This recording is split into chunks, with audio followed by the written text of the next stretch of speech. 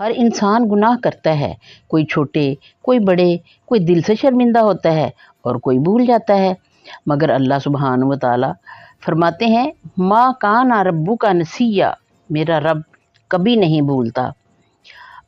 अस्सलामुअलैकुम रहमतुल्लाहि व बरकातुहू। आज की वीडियो में हम जानेंगे कि कौन सा अमल हमारे सारे गुनाहों को मिटा देता है। ज़िंदगी की सबसे कीमती हकीकत आपके सामने। कुरान पाक की आयत का तर्जुमा है कि ए ईमान वालो, अल्लाह की तरफ से सच्ची तौबा करो। दिल बदल देने वाली ताकत है सच्ची तौबा। अगर आप सच्ची तौबा कर लेते हैं तो आप यकीन करें कि अल्लाह पाक आपके इस अमल से बहुत ज़्यादा खुश होते हैं। तौबा का मतलब सिर्फ माफ़ी मांगना नहीं, तौबा का मतलब है गुनाह से नफ़रत करना, दिल से शर्मिंदा होना और वापस ना जाने का अहद करना। हदीस मुबारक है कि जो शख्स तौबा कर लेता है वो ऐसा है कि गोया उसने कभी गुनाह किया ही ना हो। इब्ने माजा। लेकिन इसकी 3 शराइत हैं। वो ये हैं कि गुनाह पर निदामत हो और उस गुनाह को जो वो कर रहा है उसको फौरी छोड़ दे और आइंदा ना करने का पुख्ता इरादा कर ले। मिसाल एक ऐसे शख्स की जो ज़िना करता रहा, एक दिन कुरान सुनता है, रोता है और दिल से तौबा करता है, अल्लाह सुब्हानहू व तआला उसे माफ़ भी कर देते हैं। लेकिन फिर क्या होता है, उस इंसान को कुछ दिनों के बाद वो माफ़ी, वो रोना, वो सब कुछ भूल जाता है। वो फिर दोबारा उसी रास्ते पर ही चल पड़ता है जिसकी उसने अल्लाह सुब्हानहू व तआला से माफ़ी की इल्तिजा की थी। ये वो माफ़ी होती है जो इंसान वक्ती तौर पे तो मांगता है लेकिन उस पर अमल पैरा नहीं होता।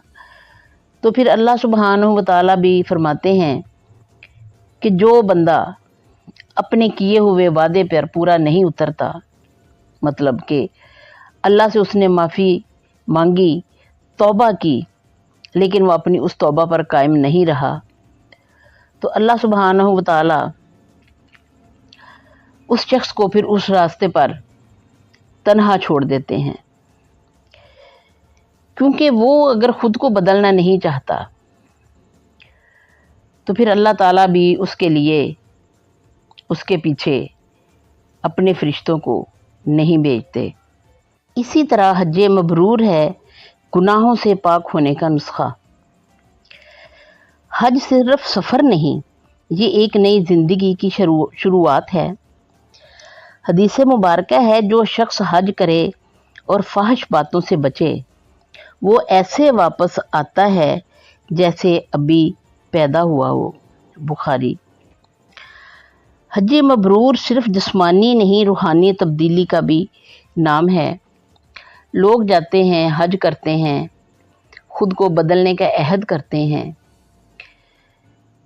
लेकिन वो इस पर अमल पैरा होने की कोशिश नहीं करते।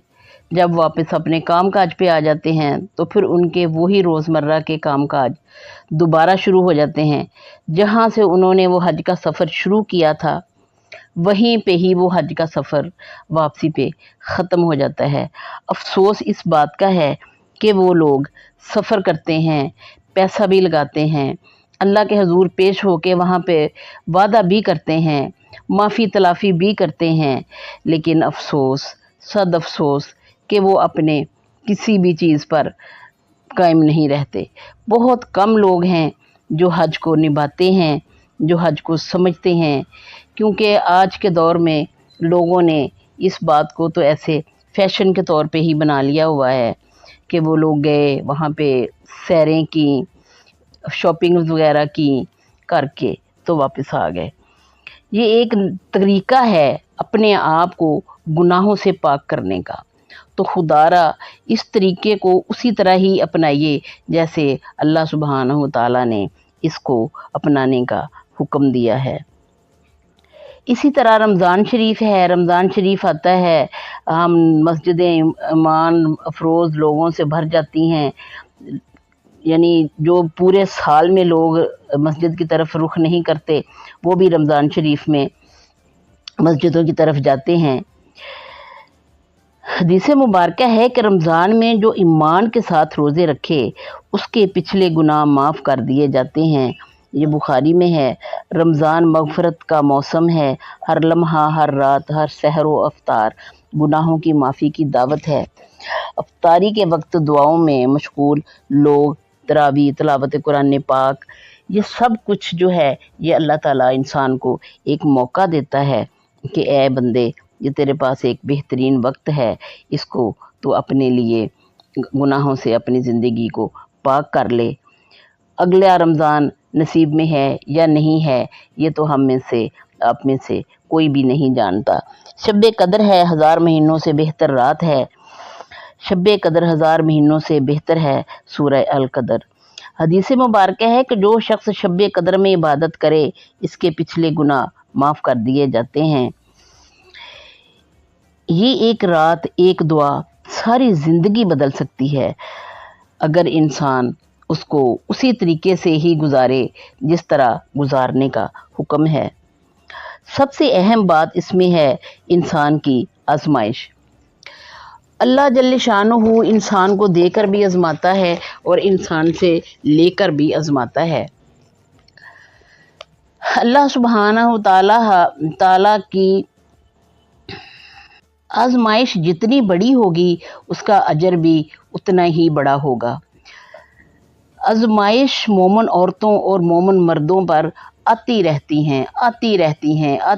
ہیں، کبھی کسی طرح، جہاں تک کہ ان کے اگلے پچھلے سارے گناہ جو ہیں وہ جھڑ جاتے ہیں۔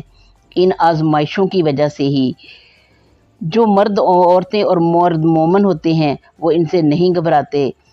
آپ نے کبھی سوچا ہے کہ یہ آزمائشیں آتی کیوں ہیں؟ اللہ تعالیٰ ہمیں کیوں آزماتے ہیں؟ آزمائشوں کی ایک حکمت ہے۔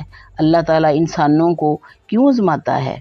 تاکہ انسان کو شعور ہو کہ وہ صرف اللہ کا محتاج ہے، وہ اللہ تعالیٰ سے بے نیاز نہیں ہو سکتا۔ جب بھی اس پر کوئی مصیبت آئے یا اس پر کوئی آزمائش آئے تو اس کو واپس اپنے رب ہی کی طرف پلٹنا ہے۔ اللہ تعالیٰ تو صبر کرنے والوں کے ساتھ ہے۔ جب بھی کبھی کوئی مصیبت یا کوئی آزمائش آئے تو صبر کا دامن کبھی نہ چھوڑیں۔ صبر کرنا ذرا مشکل تو ہوتا ہے لیکن صبر کا اجر اللہ کی بارگاہ میں بہت زیادہ ہے۔ جو لوگ صبر کرتے ہیں اللہ تعالیٰ ان کو ویسا ہی اجر دیتا ہے۔ جیسے جیسے انسان آزمائشوں سے گزرتا ہے ویسے ویسے ہی اللہ تعالیٰ ان کے گناہ جو ہیں وہ سارے معاف کر دیتے ہیں۔ یہ اللہ تعالیٰ کی شان ہے، یہ اللہ تعالیٰ کی رحمت ہے کہ اللہ تعالیٰ انسان کو آزماتا ہے، اسے آزمائش میں ڈالتا ہے۔ اللہ تعالیٰ انہی کو ہی آزماتا ہے جو اللہ کے قریب لوگ ہوتے ہیں، جو اللہ کے مقرب بندے ہوتے ہیں، جو اللہ سے محبت کرنے والے ہوتے ہیں۔ اللہ جب انسان کو اپنی طرف متوجہ کرنا چاہتا ہے تو انہیں کسی نہ کسی آزمائش میں، کسی نہ کسی مصیبت میں ڈال کر اپنی طرف متوجہ کر لیتا ہے۔ یہ بھی اللہ کا اپنے بندے کے ساتھ محبت کا ایک انداز ہے۔ صبر میں بہت اجر ہے اور صبر ہی ایک ایسا عمل ہے جس سے انسان اگر کر جائے تو وہ دنیا اور آخرت دونوں میں سرخرو ہو جاتا ہے۔ آخر میں میری یہ دعا ہے کہ اللہ تعالیٰ ہمیں اپنی آزمائشوں پر پورا اترنے کی توفیق عطا فرمائے، ہمیں اتنا صبر دے دے کہ ہم اللہ پاک کی دی ہوئی آزمائشوں کو صدقے دل سے قبول کریں اور یہی ہمارے لیے مغفرت کا ذریعہ بنے۔ اگر آپ کو میری ویڈیو اچھی لگی ہو تو میرے چینل کو سبسکرائب کریں، ویڈیو کو لائک کریں، شیئر کریں۔ ملتے ہیں اگلی ویڈیو میں۔ بہت شکریہ، جزاکم اللہ خیرن کثیرا۔